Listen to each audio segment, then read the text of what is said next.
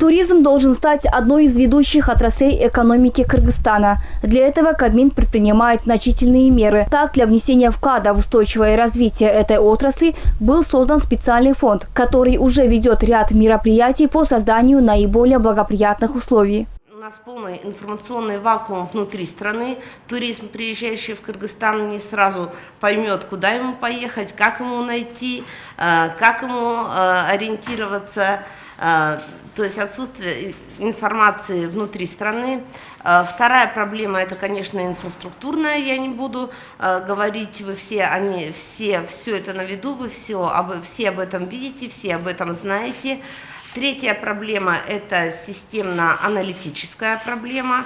То есть мы не знаем четко. Перед фондом стоят три основные задачи: увеличение притока туристов, привлечение инвестиций в объекты туристической индустрии и создание благоприятных условий для ее развития. В этом направлении уже провели 2 роуд-шоу для туроператоров в Дубай и Индию. Подписан ряд документов о сотрудничестве с туроператорами.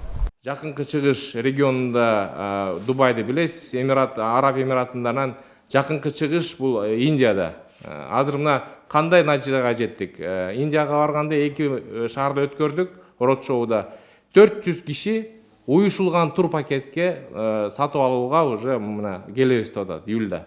Бул 100 миң доллардан кем эмес акча. Биз өзүбүз багы турист болуп эле жыргап жүрөр экен деп ойлобоңуздар. Представители фонда также провели совещание с руководителями областей республики и главами районных администраций, обсудили текущие проблемы и способы их решения. Жергиликтүү бүт Кыргызстанда 6 областта жолугуш өткөрдүк. Бир гана Чүй областы калды. Чүй областы боюнча график боюнча кийинки жума өткөрөбүз буюрса. Ал жакта мына Баткен, Жалал Абад, Ош, Нарын, Талас, Ысык көл областтарында бүт айыл өкмөттөрдүн башчылары менен, акимдер менен, анан эң негизги тур компаниялардын, тур операторлордун өкүлдөрү менен, бизнес өкүлдөрү менен, ошол эле бизде жана орган өкүлдөрү менен, укук органдары менен жолугушуулар өтүп.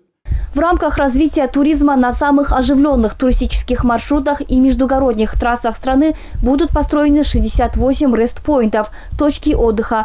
21 из них откроются уже в этом году. Подрядчики, которые будут строить рест-поинт, уже приступают к работе. А до конца этого месяца будут запущены экспрессы из аэропорта Манас в Бишкек и обратно. Комфортабельные бусы станут курсировать круглосуточно с интервалом в полчаса.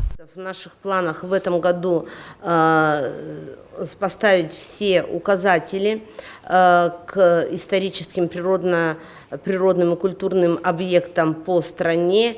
И в этом году мы посмотрим, соберем информацию со всех регионов. Это, конечно, наша боль, дороги. И наша компетенция – это дороги именно к туристическим объектам.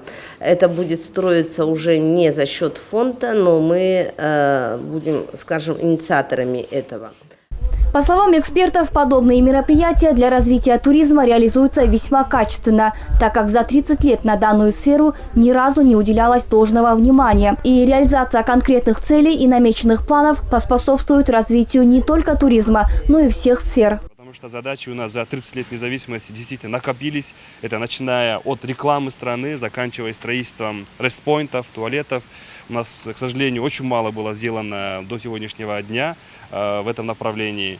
И создание фонда было оправдано, если планы, которые строит фонд, планы очень большие, там 32 проекта. Если хотя бы в течение ближайших 2 лет 50% этих планов осуществится, то будет проделана работа, которая не была проделана за последние десятилетия. В рамках развития туризма предусмотрено и упрощение регистрации иностранных граждан. Сейчас фонд совместно с Министерством цифрового развития работает над тем, чтобы процедуру можно было осуществлять онлайн. Также в планах упрощения получения пропуска в пограничную зону и зеленый коридор для туристов, приезжающих организованными группами.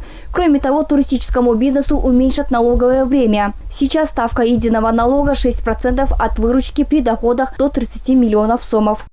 Ахмер Нурдинова, Эльдар Анарбеков, ЛТР Бишкек.